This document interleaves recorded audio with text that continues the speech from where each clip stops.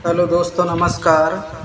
मैं doctor DC बागरी और हम बात करेंगे डॉक्टर रेकबेक R2 के बारे में। ये हृदय से संबंधित रोगों के लिए गोल्ड ड्रॉप है।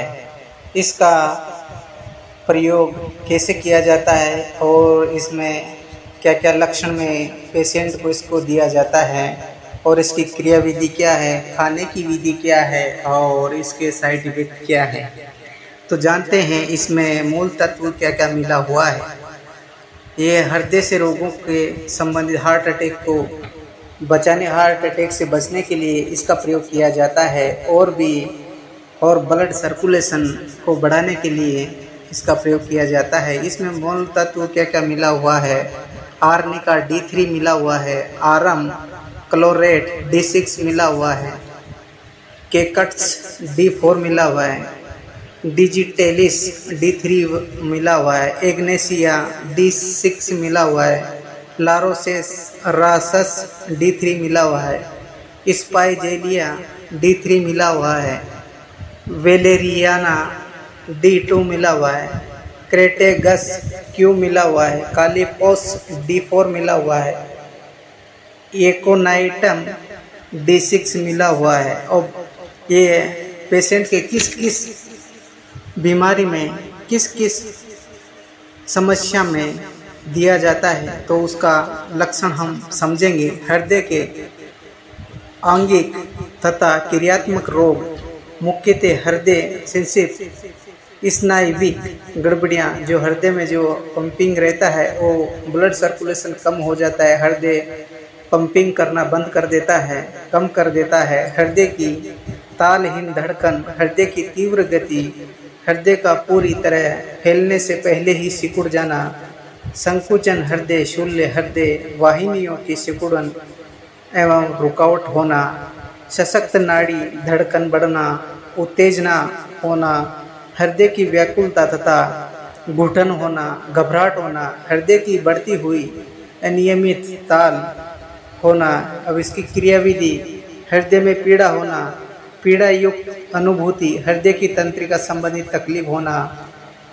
तो इसमें मांसपेशियां, धमनी प्रभावी क्रिया करती है, घुटन की अनुभूति, सशक्त नाड़ी अवसाद। तो रक्त संबंधित रोगों के लिए और हृदय की दुर्बलता के लिए चिड़चिड़ापन होना और पल्स रेट धीमी होना, तो इसके लिए इस औषधि का प्रयोग किया जाता है। हृदय की दुर्बलता की स्थिति में हृदय संबंधी बलवर्धक औषधि है, व्याकुलता तथा चिड़चिड़ेपन के साथ हृदय संसक्त नाड़ी है। हृदय की विभिन्न नाड़ी संबंधी अनुभूतियाँ, मुख्यतः विषाक्त प्रकृति, दृढ़ता, बेचैनी होना, तो ऐसे रोगों में इसका प्रयोग किया जाता है। और इसमें अब ये जान लेते हैं इसकी खुराक की मात्रा क्या है।